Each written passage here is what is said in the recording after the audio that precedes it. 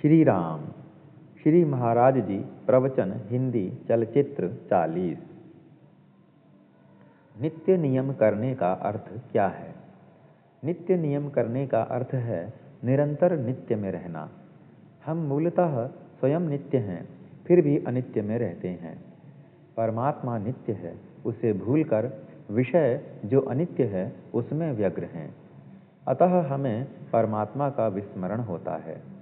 जिसके कारण उसका स्मरण होगा, उसी को नित्य नियम कहते हैं। हमें हमेशा नित्य नियम में रहना चाहिए, किंतु वैसा आचरण नहीं होता। इसलिए प्रतिदिन कुछ समय के लिए उसका स्मरण होने के लिए पठन करना चाहिए। जो पठन किया होगा उसका चिंतन करना चाहिए, जिससे हमें उसकी आदत होगी।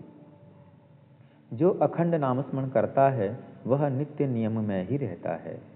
यदि सच्चे अर्थ से किसी ने नित्य नियम किया है तो ब्रह्मानंद महाराज ने ही, श्री ब्रह्म चैतन्य महाराज जी के सर्वश्रेष्ठ शिष्य। हमें सोचना चाहिए कि हम नित्य नियम में कैसे रह पाएंगे।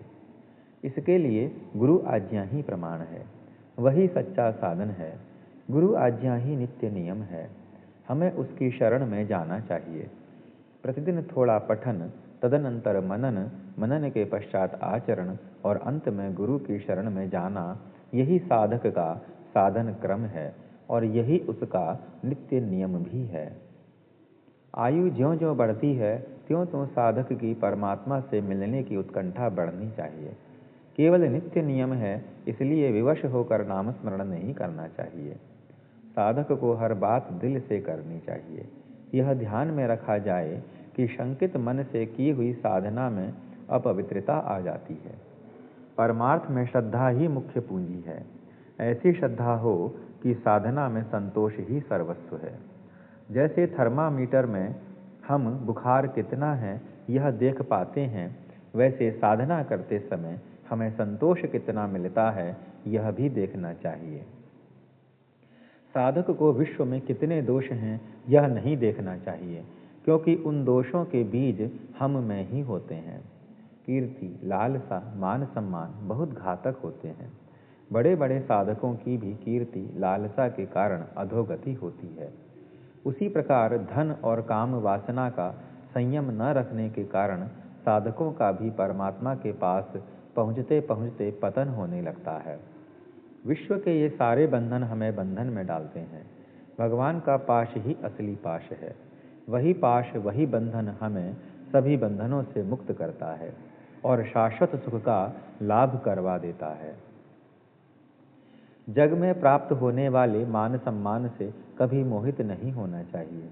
धन और काम वासना की अपेक्षा कीर्ति देह बुद्धि को अधिक मोहित करती है। वहाँ हमें बहुत सावधान रहना चाहिए। जहाँ मान सम्मान कीर्ति मिलना संभव है, वहाँ जाना टाल देना चाहिए। यदि उसे टालना संभव नहीं लगता हो तो भगवान का दान है ऐसा मानकर उसको स्वीकार करना चाहिए। जो वास्तव में बड़ा होता है या श्रेष्ठ होता है वह सम्मान की कभी अपेक्षा नहीं करता, और यदि वह कभी सम्मानित किया गया तो उसकी उसे कभी महत्ता नहीं लगती। हमें स्वयं यह परख कर देखना चाहिए कि क्या हमें मान सम्मान प्रिय लगता है। उससे हमें ज्ञात होगा कि हम स्वयं कितने श्रेष्ठ हैं। आते जाते भगवान को प्रणाम करें, राम राम कहें। एक बार भगवान के प्रति रुचि निर्माण हो गई तो वह छूटेगी नहीं। भगवान का बंधन ही असली बंधन है। यह हमें सभी बंधनों से मुक्त करता है। इस चलचित्र को संपूर्ण देखने के लिए आपका हृदय से कोटि कोटि आभार। श्री महाराज जी की कृपा से अग्रिम संभावित चलचित्र यथाशीघ्र। श्री महाराज जी प्रवचन हिंदी चलचित्र 41। बहुत बहुत धन्यवाद। श्री राम।